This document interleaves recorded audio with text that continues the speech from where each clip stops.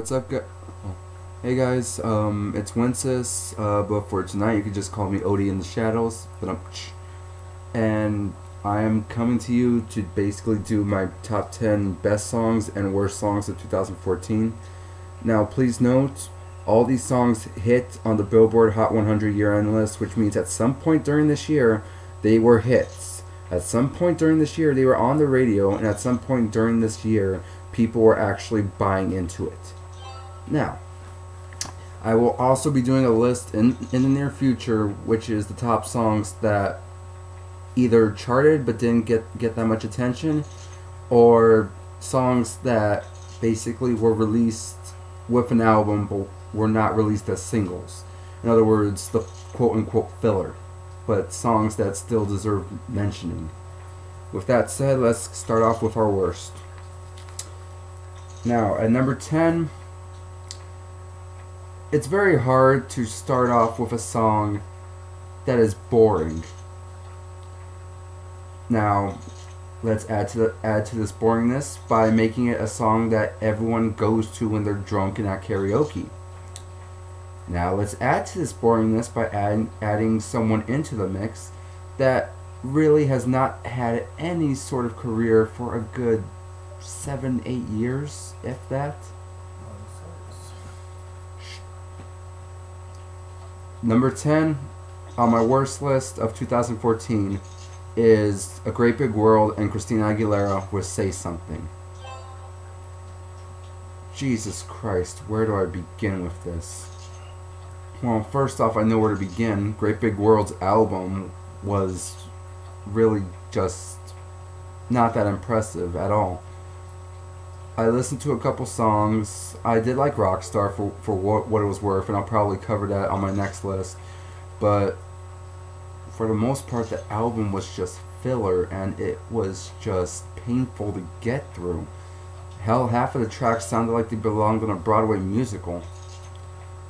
But where Say Something fails the most is to have that much... I don't know what the word is I'm looking for, but to have a piano ballad that sounds that whiny, and to make it sound worse than Christina Perri's Jar of Hearts. Every time the song came on, it would just it sounded like nails on a fucking chalkboard to me. And yes, the minor positive I'll make is at the end when they actually add to the instrumental and actually make it sound epic. But overall, it's just a song that I just cannot get behind. Number 9 on my worst list. Now, there's a good way and a bad way to do bro country. The good way to do bro country is, let's take for example, Florida Georgia Line. Now, granted, I personally despise them. But at the very least, they sound like they're having fun with their bro country. To me, Florida Georgia Line in country is the equivalence to Pitbull and Flo Rida in hip hop. In other words, you know what you're going to get into, and anything else would just kind of sound ridiculous from them. The wrong way to do it, however, is, well, first off, let me give this a rant. Blake Shelton. Jesus Christ, every song he had this year, Neon Light, My Eyes, friggin', it was just awful. But still, Blake didn't chart. So who am I going to be tearing to shreds right now? At number 9, Bottoms Up from Brantley Gilbert. Now, I've heard some annoying bro country this year. As mentioned before, you have Blake Shelton. You have Jared Nyman, I believe his name is. I don't really remember his last name. With Put Your Hands Up High, I believe it's called. And then you have this. And it is just a chore to get through. It sounds like it's trying to go for a party anthem, but it's taking itself way too serious. And the whole time, I'm just literally utterly confused at who this is aimed at. That's really all I have to say. I mean, I'm not a country reviewer per se. Shout out to Spectrum Pulse, by the way. But I know what good country is, and that wasn't it. Which, if it pleases the court, I am actually going more into country from this year and last year, and opening my horizons to that. So for that, thank you, Spectrum. Number 8 on my list. If there's anything worse than bro country, it's brag rap. You all know exactly where I'm getting at here. I got my money, I got my cars, I am better than you, I got my hoes. We all have been there and done that. But what could be worse than that? Is when you have brag rap that A, constantly drops the N-word every line. B, sounds like it was done in an amateur high school friggin' producing segment. I'm just running with this, folks. And C, something that just does not add anything when you listen to it, except just annoyance. Bobby Shmurda, Hot Boy, or the proper title, and this is the only time I remember saying it, folks, the proper title, Hot Nigga. Jesus Christ. You have so many annoying songs right now, mainly of little kids like Ray Shrumman singing about a flex zone, or friggin' I don't know who it is, but some little kid where it's like, if you wanna try me, let them they all know that the hood's behind me. It's like basic friggin' rap, and yet they are not as annoying as this piece of shit. And the worst part is, this piece of shit actually charted the top 10. That means people are actually listening to this shit. That means people are actually bumping this shit. There is no justice if this was a hit. But thankfully it's dropping, and as we're heading into 2015, the worst is over. Oh, and for the record, anyone who thinks who thinks this compares to songs like Bitch You Guessed It or OT Genesis Coco, you're wrong. With those songs, they're just so over the top that they're actually enjoyable. Yes, as actual songs they probably suck, but I enjoy them. Number 7 on my list. As mentioned with Great Big World, a good way to get on this list is to be boring. Now, this song was not only boring, mind you, but it completely went nowhere. And it took an artist who has a personality and completely drained it out of them. Number 7, Miley Cyrus, Adore You. I am not over-exaggerating when I say this, folks. Every time I put the song on, it puts me to sleep. That's really, if that doesn't show why it should be on this list, I don't know what does. But let me go into a little more specifics. The instrumentals is just completely life-draining. The lyrics, she already did this better when it was called Wrecking Ball. And just overall, the song, I've tried listening to it and I cannot finish it. It's not irritating, it's just plain boring. And for the record, Miley's 23 was originally going to make this list, but it was just so bad. Now, I'm not saying it's so bad it's good, because it is not good, but it's just so bad that I don't know. Miley can do bragging right. Let me say that again. Miley can do bragging right because of the fact that I actually do like the song with her and will.i.am, Feeling Myself. Catchy as all hell. Miley actually sounds like she's having fun. But 23 just sounds completely like shit. But at least 23 has energy to it. So that's really all I'm going to say on that. Oh, number 5. the more I'm gonna get through this list, the more fucking irritated I'm gonna get. Number 5 belongs to a person who was supposed to have a huge 2014. But every single time she came out with a song, they completely flopped. And this started out last year with Roar. Mind you, I still remember watching the VMAs and thinking to myself, this is what the fuck they're ending with? And I could have put Dark Horse on this list, but to me, Katy Perry was actually trying to pull out something new. So I can't blame her for trying to experiment. She fails, but she's at least experimenting. And if this is how we do, would have did a year-end charted on the year-end, I really would have put that on this list, but single flopped. Number 5 is Birthday.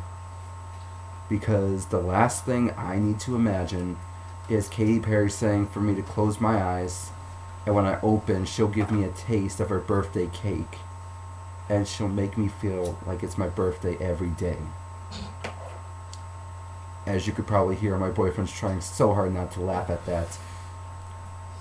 Katy Perry can play a slut, but this is not it. This sounds like a friggin' lame attempt at a middle school / high school pickup line, where it's like, hey, you go with me in the closet, and I'll make sure you feel like it's your birthday. What the fuck? Hey, do not hate on Nicki. Which, okay, let me touch on this for the record. Anaconda is not a bad song. Everything else she has done this year is a bad song. Pills and Potions, completely boring. The song she did currently with Skylar Grey, boring. Anaconda brings back, to me, it brings back a supersonic flow. Friggin', it samples a beat that everyone already knows, which makes it something everybody talks about. And that's the one thing that makes pop music succeed, is it's better to make people talk about how bad your song is than to basically try to make a splash and just have people forget about you. Katy Perry, you'll be lucky if anyone remembers you next year. Oh, Lord help me. Number 4. It's one thing to be boring and not have any expectations. It's another thing to be boring and be an artist that I truly like and was truly getting behind. Number 4 on my worst list is Iggy Azalea and Rita Ora with Black Widow. I'm sorry, I had a laugh. Me and the hubby had a joke from earlier this year. Can't exactly repeat it, but... Black nigger baby. Thank you. But where does the song even begin on the crappiness level? Rita Ora friggin' oversins. Friggin' Iggy Azalea's flow is completely sloppy, which does not compare to the stuff that she did on her album, which, by the way, the new classic is worth picking up. That I'm willing to say. And does not compare to guest verses she's done on other songs. Her verse on One Less Problem from Ariana Grande friggin' kills it. Her verse on T.I.'s No Mediocre friggin' kills it, even though, granted, that song completely sucks. And it's just complete. I don't know. This song is completely disappointing. Rita Ora sounds whiny. The instrumentation just sounds completely out of whack, and Iggy just does not sound like herself. This just fails on every aspect. So let me just move on next. This should be shot. I wouldn't go that far. Number 3. Going back to brag rap. In fact, let me just go on this rant right now. There was a motherfucker that came out this year. His name is Young Thug. First off, let that sink into your mind for a second. Someone has the originality to call himself Young Thug. Now, rule number 1 is the more you call yourself something, the more everyone will call you out on your bullshit. For example, if you have to tell people that you're the coolest or you're the funniest, then you're probably not the coolest or the funniest. But this motherfucker came out from out of nowhere. He had a summer hit that was only YouTube streaming, Stoner, and then friggin' he did a song with God, what was his name? Not Ty Dolla $ign. God, it was Young Thug. It's called Pass the Hookah. I'm really blanking on who it is, but he did a song and his signature is you cannot understand a fucking word this motherfucker says. And I'm sorry if I'm cursing too much, but this dude irritates me. His chorus will literally be like, pass me the hookah. And that is not me over exaggerating, folks. If you listen to the song, this is auto-tune gone wrong, and I'm hoping to God that it's just auto-tune, because if that's this motherfucker's natural voice, then really, like, no exaggeration, he needs help. But this song at number 3 is called Lifestyle. Once again, your basic brag rap. I started from the... Oh, sorry. Going back to an annoying voice. It's a basic everything. Started from the bottom to the top. Friggin', if you... I believe there's even a line in this song, if you ain't a hoe, you don't come around me. It's like, this song is just so annoying. There are ways to do brag rap. Hell, even Rick Ross does brag rap well, and God knows I cannot stand him. Although granted, Devil is Alive with Jay-Z is an amazing song. But this song, the instrumentation completely sucks. It is a friggin' migraine waiting to happen. No one on this song sounds like they're delivering anything worthwhile. It just sounds like they all got together one day, got high or got drunk, and basically said, you know what, let's just do this and see where it goes. So, ending on that. Number 2. As mentioned with Iggy, it's one thing to be an act you really like and just disappoint. It's another when you have all these singles coming out that are catchy, and each one seems better than the rest. And hell, even one that is annoying, what actually got me singing along.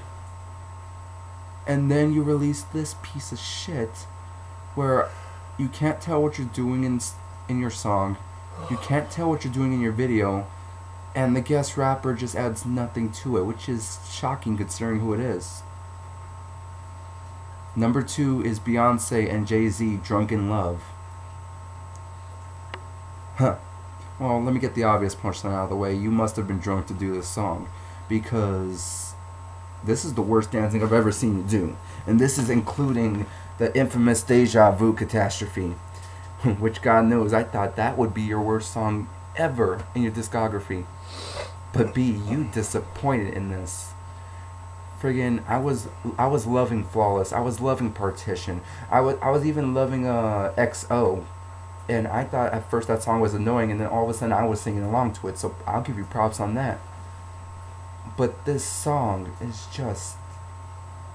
it's you screaming over and over, "Be me honest." Yes, I'm going a high note, folks, but I have to exaggerate how annoying her voice is. And then Jay-Z spits out friggin' a lazy flow that adds nothing, and it's just... it makes me cry thinking that these big names are big names to the point where they feel like they don't have to do shit. I call it the Snoop Dogg effect. Although with Snoop Dogg, he does it where he literally is cool enough not to do shit. He could go on the verse and friggin' spit something like 2 1 3 3 2 3, all these ladies surrounded by me, and it's a motherfucking hit. Jay-Z had the same effect, mind you, had. But this song just sucks everything out that we know. And it's just a major disappointment. Now, for those who hate my cursing, you better get ready, because I'm at my number 1 worst. Give me 1 second. Actually, as a minor side note, Jacob brings up a good point. There's a song recently from Big Sean and E40 called I Don't Give a Fuck. You should know it. The chorus is literally go, there's a million trillion things I'd rather fucking do than be fucking with you. And literally the whole chorus is calling the woman a stupid ass bitch. 2 reasons why that did not make my worst. One, it did not chart the year end. I'm only judging songs that were actual hits throughout this year. And number 2, and this is the only redeeming point I will ever give this song, E40.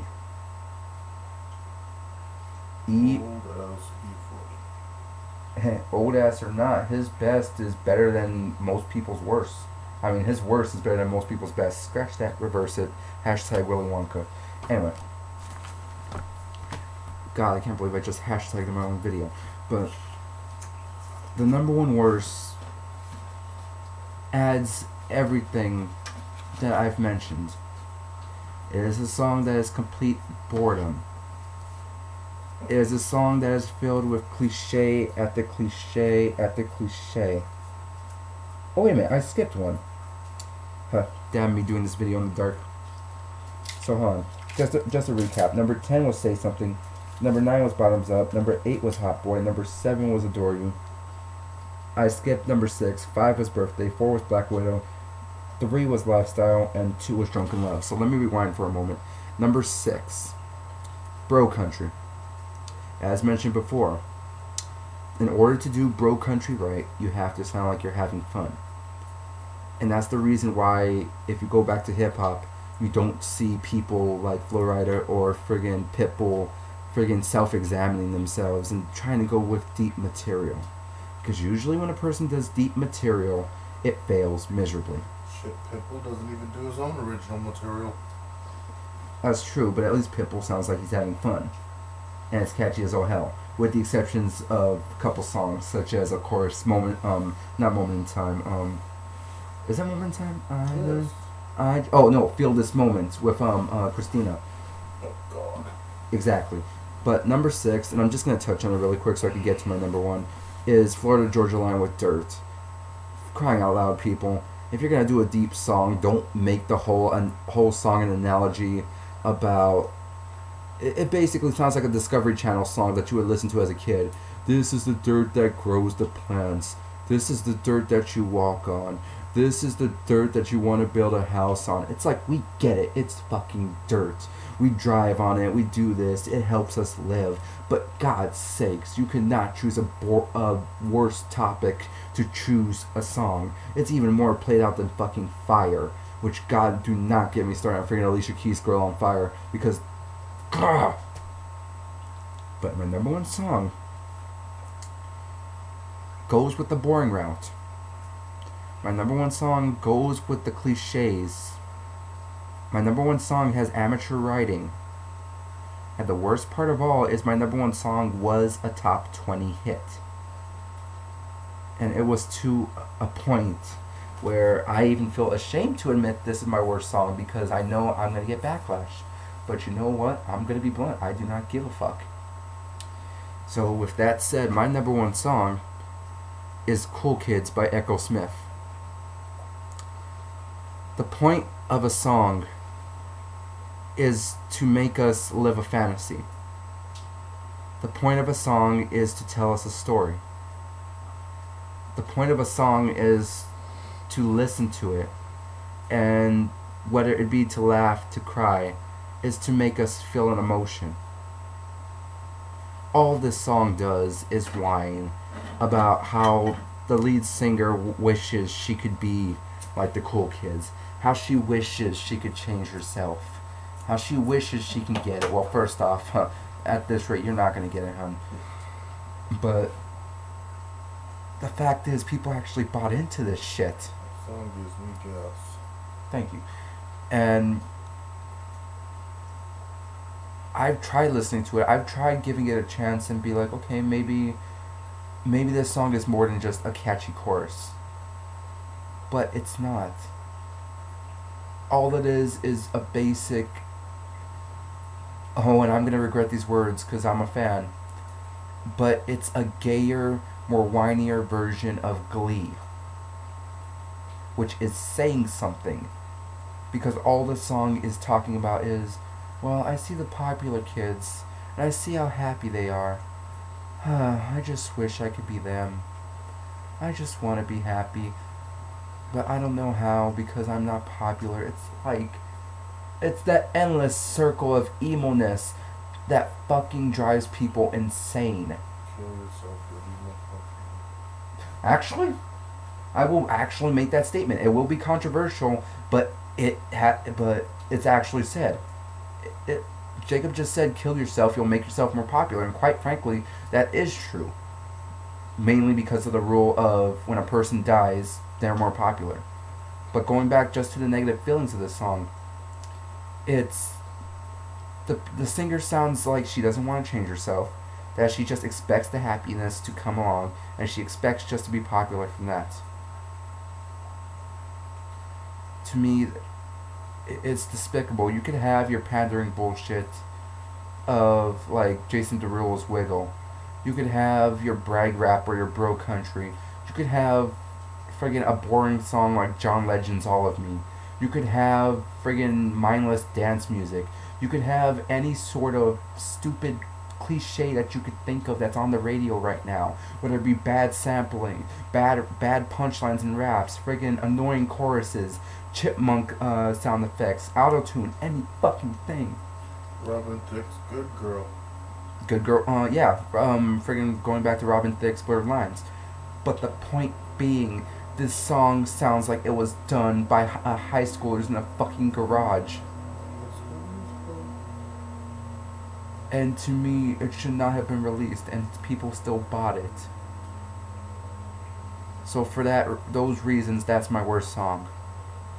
Now, let me get on to my best lists, so that way I could end this video on a cheery note. Although, of course, it's probably going to be even worse, because whenever someone calls something the best, usually people are like, well, wait a minute, that's not the best. But this whole list is just opinionated. Everyone has one. They're like assholes. But speaking of a rim shot. Okay, number 10. I was talking in my worst list right now about good ways to do bro country. Now, a good way to do bro country is to actually tell a story. And to me, this was just downright fun. This song was up there with Red Solo Cup from Toby Keith with how much friggin' fun country can actually have. And if more country can be like this, god damn, I need to start listening more. And number 10 is friggin' Drunk on a Plane by Dierks Bentley, or Dierks Bentley, however you pronounce it. This song originally was going to make my worst list because to me the video was over the top. Friggin' the song itself sounded like the chorus sounded like bro country. Talking about being drunk on a plane, rocking like a G6. Friggin', yes, you can laugh at this. You got enough of the G6 shit.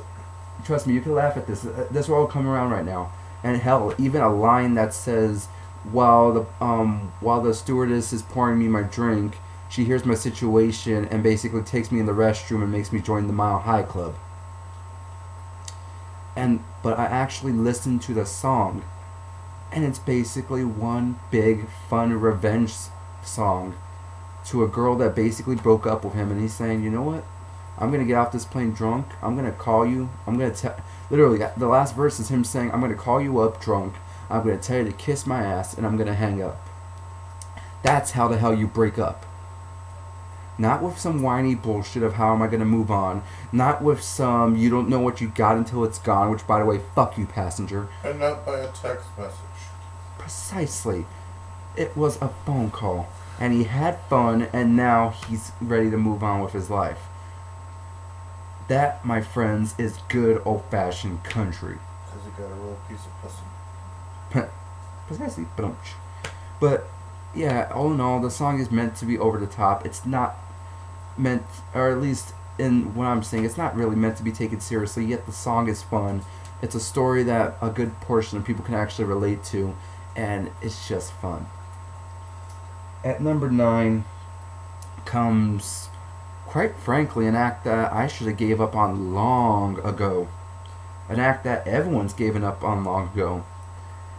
But to me, this song is catchy as all hell. And all I could do is one syllable. Oh! Oh Lord, Adam Levine's Animal. I'll touch on what you just said in a moment. At number 9, Maroon 5, Animals. Doesn't matter, Adam Levine is still Adam Levine. But that's just it. Ever since, this is actually why the song made my list.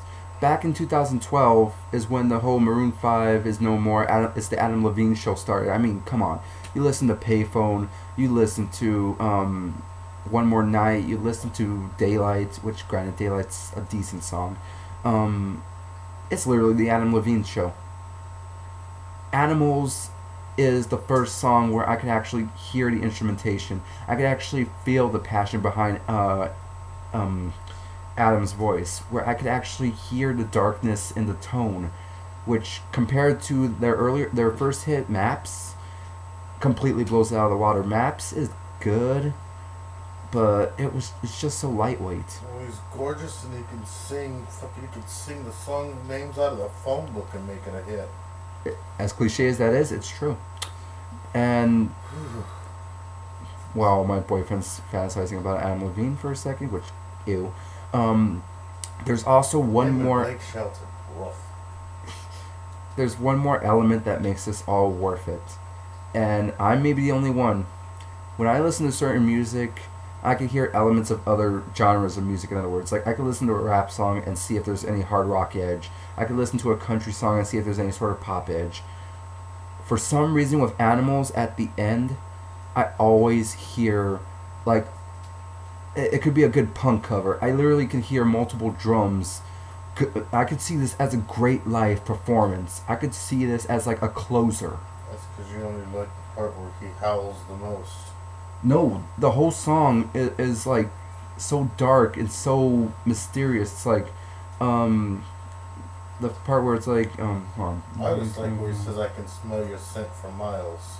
The chorus. I must be a stinky bitch. But alright, let me move on from that. To me, at end of the day, welcome back, Maroon 5. Oh, and by the way, for the record, everyone needs to pick up the V album. It actually is worth it. It's just good pop music.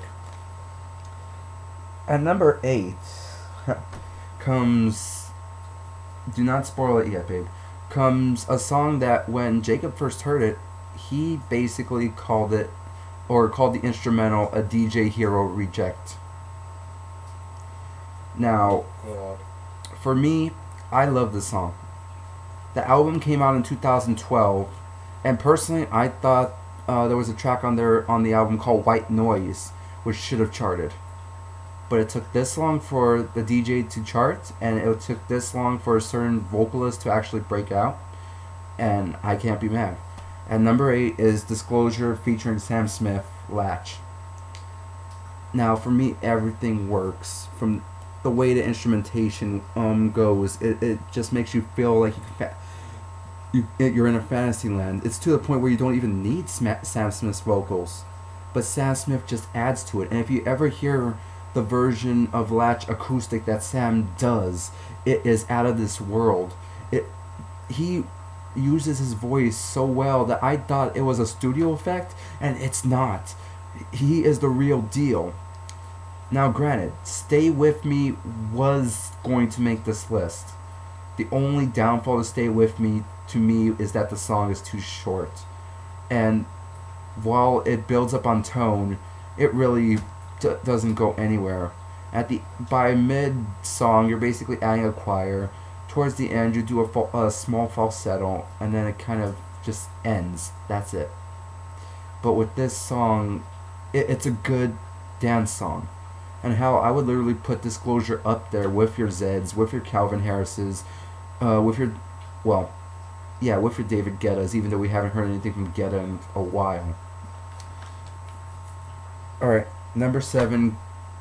I'm going to touch on this lightly because I just barely discovered how awesome this song is. Number 7 is Luke Bryan, Play It Again. Now, once again, you do Bro Country right if you're actually having a story. And the story is plain and simple. He goes to the bar and meets up with a girl. As he's talking with her, the song on the radio plays, and she's literally freaking out because this is her song. And both of them are basically saying play it again because they want that song to last. It's basically the country equivalence to what One Direction was doing with Best Song Ever, which, quite frankly, is an excellent song.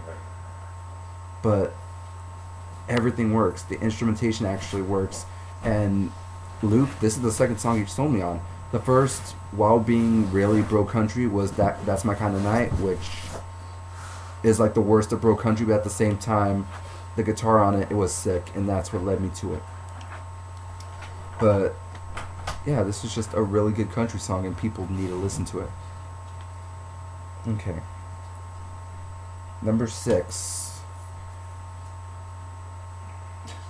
It's kind of funny me actually putting this on the year end, but I need to. It's very weird to have an artist come out with a song, their second hit, that not only surpasses the first hit, but has people basically begging for that second hit more. I mean, Macklemore did it last year with Can't Hold Us, which surpassed Thrift Shop, or at least in most people's opinions.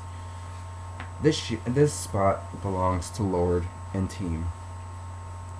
Now, Lorde, I know you'll never find this video, but I need to say this: your album Pure Heroin was pure brilliance, and anyone else who hasn't heard it, pick it up. Not just for Royals, not just for Team, but for songs like Tennis Court, for songs like White Teeth Teens. It's complete brilliance. But the reason this song works is it starts off epic with her voice. She actually sounds royal. Like this is where everything led up to. And then you enter the drums,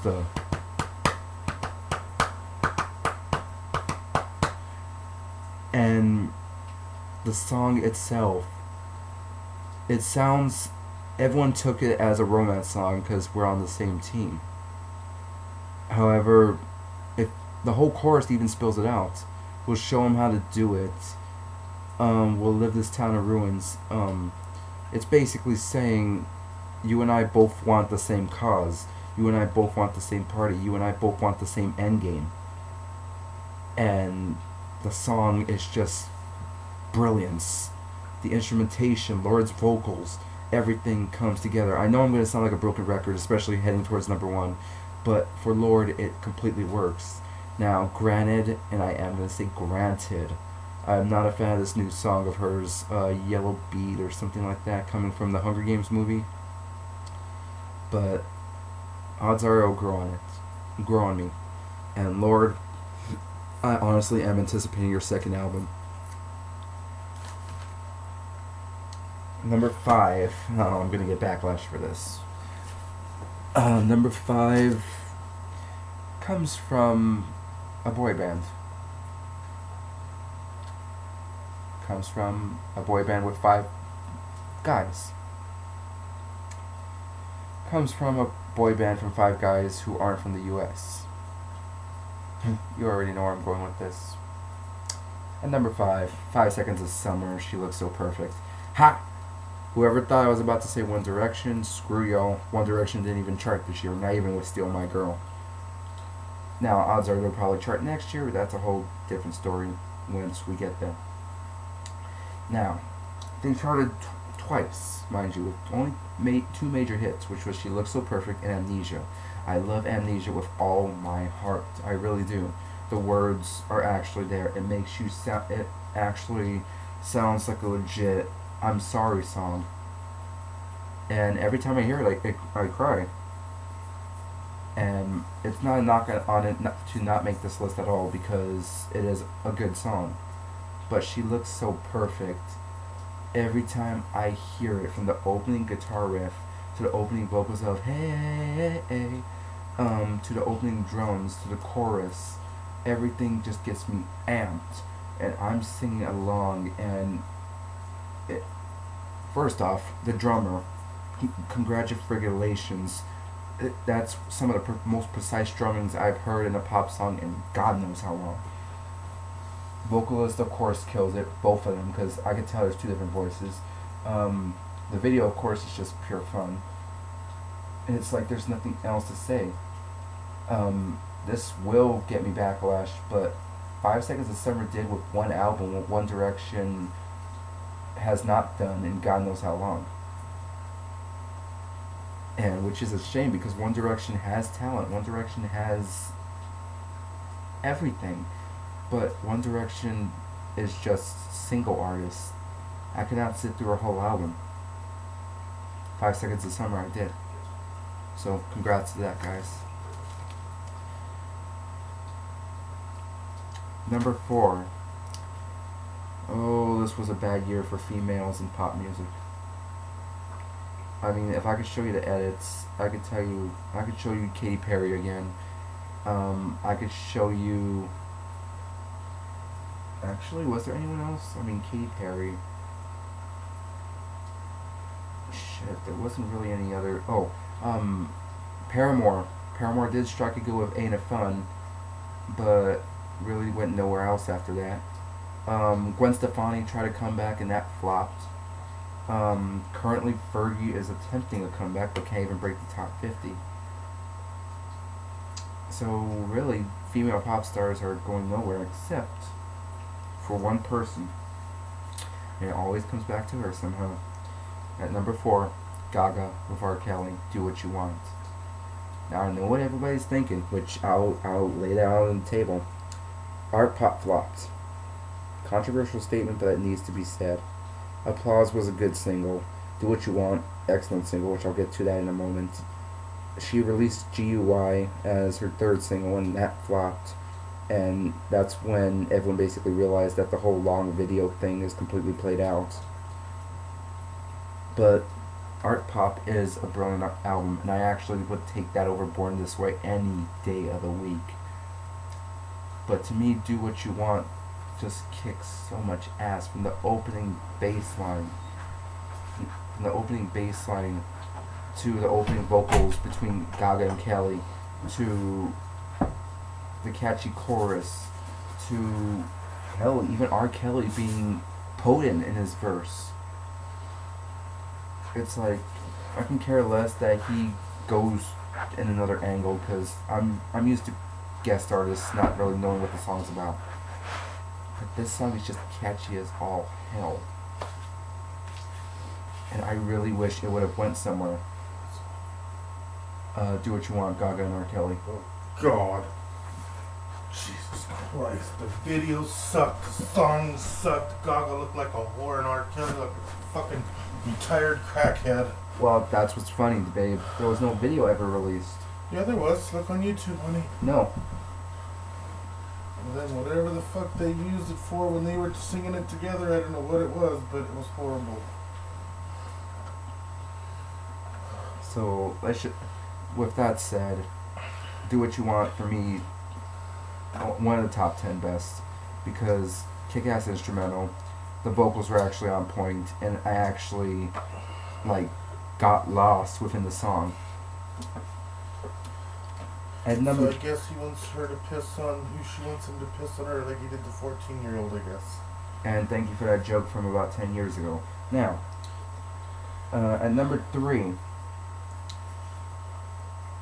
it's very rare to have someone have a hit after they passed away. I mean, God knows Tupac's done it God knows how many times. It is. Okay. Justin Timberlake and Michael Jackson. Would you stop? No, I'm saying it's awesome. It actually was awesome. I did like the song. I know, I'm just... But Jake does bring up a good point. Hell, we heard it in the car the other day, and he was like, really? Michael has another song? And I was like, yeah. And then Justin came on, and he was like, this can't be Justin. Yeah, it is. So, with that said, of course, with no further introduction, number 3, Love Never Felt So Good. Now, let me be the first to say this. Justin Timberlake is overrated.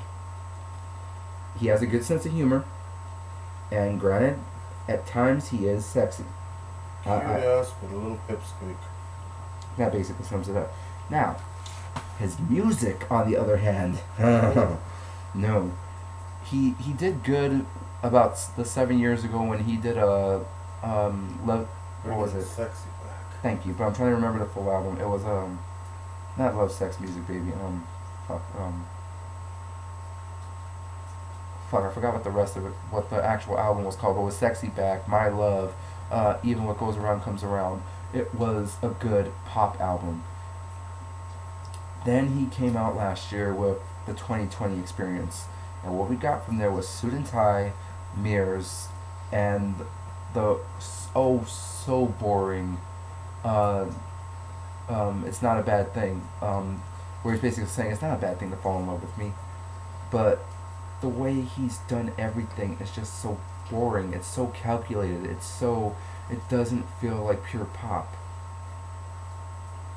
I don't know. I compare his newest album to that song. I can't think of who does it. Actually, I can't think of who does it. I can't think of the name of the song. The one by Robin Thicke. Blurred Lines? I compare it to that. Well, I'll have to disagree with you there, only because Robin Thicke actually showed energy on Blurred Lines, and Blurred Lines actually made people talk. Suit and Tie didn't make anyone talk. Friggin' Mirrors, granted, is one of the best songs on that album, but he friggin' released the song in the album and the song in the video. It's like the 6.5 minute song. The radio edits 4.5 minutes and does a hell of a lot more than 6.5 minutes does of filler. But on this song, Love Never Felt So Good, it's like the instrumental is so pop. It's like you cannot help but smile when you listen to it. It sounds like Michael Jackson's original stuff from back in the day. Exactly, which is a fun note, because all the album of Escape comes from demos of Michael from the 80s and 90s that he never released. I'm not sure what he knew that big. So it sounds like that one. When it goes tonight, I'm gonna take this one right off the shelf and just enjoy yourself. That song. That sounds just like that one. Not Pretty Young Thing. It's not that bad at all. Not Off the Wall. Yeah, Off the Wall. It's like this. Yeah, Off the Wall. Tonight. But yeah, for the most part, Michael sounds so energetic.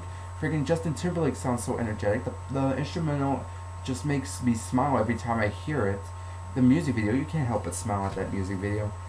And to hear Justin's deep voice, the moment he's like, just dance with me. Just dance with me. Oh, Jesus Christ. Jacob may have a thing for Adam Levine's voice, but Justin's voice is just friggin' gorgeous.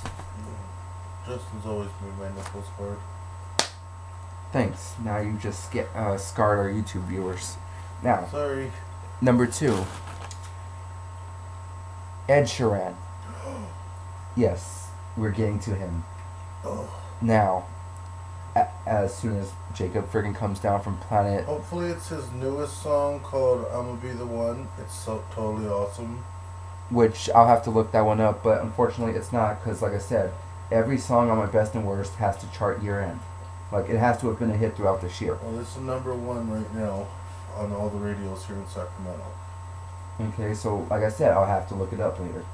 But with Ed Sheeran, first off, I'm going to sound like a complete hipster, but I need to say this for the record. In your face, anyone who had any doubt on him being another fucking white guy with an acoustic guitar. Screw all the haters who friggin' listened to Plus, listened to songs like A-Team and Lego House and did not like it. Screw anyone who listened to You Need Me But I Don't Need You and thought he was a Justin Timberlake ripoff. Ed Sheeran is in a field of his own. And the fact that that he had 2 songs this year from X, which is a completely brilliant album, crossover into the US, which was Sing and Don't, and he currently has a 3rd song out that's charting called Thinking Out Loud, which to me is not my cup of tea, but like no pun intended, but to me I could see the appeal of it. So this list basically came down to Sing versus Don't. Don't is catchy and has a good story, versus Sing has the energy, has the guitar, has the raw power of Sheeran. And in the end, that won out. So at number 2, it's Ed Sheeran with Sing. because to me, it literally has a roughness in his voice, talking about how he's meeting this girl. The falsetto is to die for. Friggin' the second verse when he's rapping, it took me a while to even catch up on what he was saying. Heck, me and Jacob, and along with other people I know. That's the name of the song. I'm a mess. Oh, I'm a mess. Yeah, that's on X. It hasn't charted top 100 yet, but I'm sure it will. I'm pretty sure that was it. I'll play it for you after I'm done with this video. But with Sing, like I said, gruffiness in his voice, the falsetto's to die for. When he's rapping, he has a certain speed and technical flow that really cannot be matched. And the fact that Pharrell actually helped with the instrumental was just so everything blended together. And for the record, before I get there, number one is Not Happy. He needs to put more Rupert Grint in his videos. Yes, Jacob still has a thing for Rupert Grint and the whole Lego House video. For that, you guys should check it out on your own. Now, my number one song, everyone agrees on. I'm gonna actually say that everyone shockingly agrees on. Jacob won't, because he refuses to even acknowledge it exists. But to me, it does what a proper pop song is supposed to do. It gets people singing along of all ages. It friggin' has an instrumental that builds up and has an epic payoff. It has a singer whose vocals cannot be touched in any shape or form. Most important, it is a song that no matter where you went, nobody could escape. Better not be about that bass. No, please. All About That Bass is overplayed. No. To me, this is a song that went through so many parodies and went through so much crap being what it's attached to. But all in all, this is one of the greatest pop songs that has ever came out. Number one, Let It Go. Okay, I'm flipping over and going to bed. I think all the mothers in the world just started hating you. As mentioned, Jacob refuses to acknowledge, but again, let me just re-emphasize why this is my number one. Friggin', yeah, people hate Frozen for whatever reasons, or people like Frozen. I'm not.